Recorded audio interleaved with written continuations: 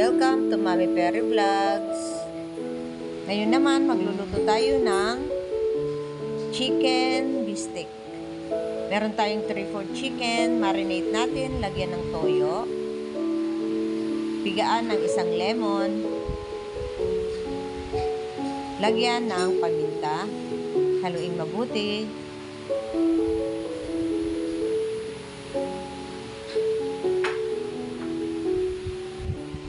Takpan natin at ibabad natin na mga 30 minutes.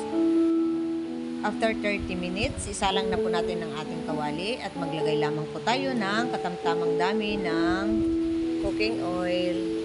Ipiprito po natin guys ang ating chicken na marinated. Ayan.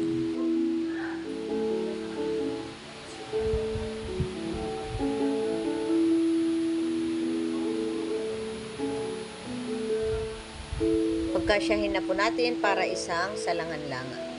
At takpan po natin. Pag nag-golden brown na guys, tsaka natin baligtarin.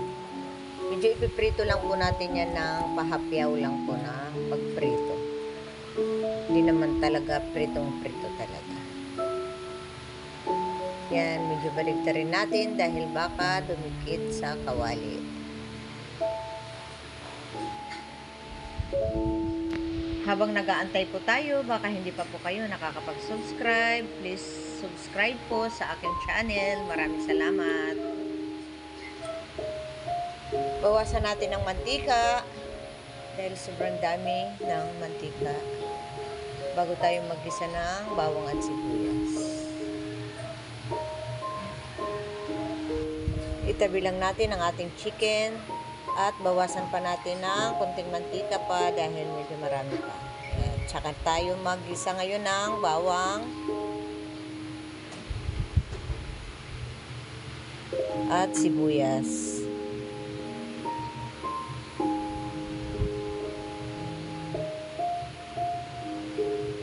Ilagay natin ang pinagbabaran kanina ng chicken. Lagyan pa uli ng konting paminta.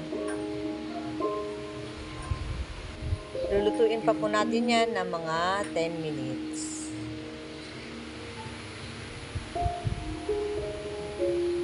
Yan, malambot na yan. After 10 minutes, lagay na natin ang ating white na sibuyas. Yan. Napakabango na guys, sobrang bango.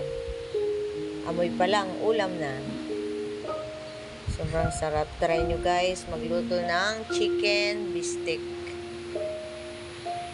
Yan. Natuyuan na kaya luto na po yan. Enjoy eating guys. Thank you for watching. God bless everyone. Don't forget to like, share, and subscribe. Maraming salamat. God bless everyone.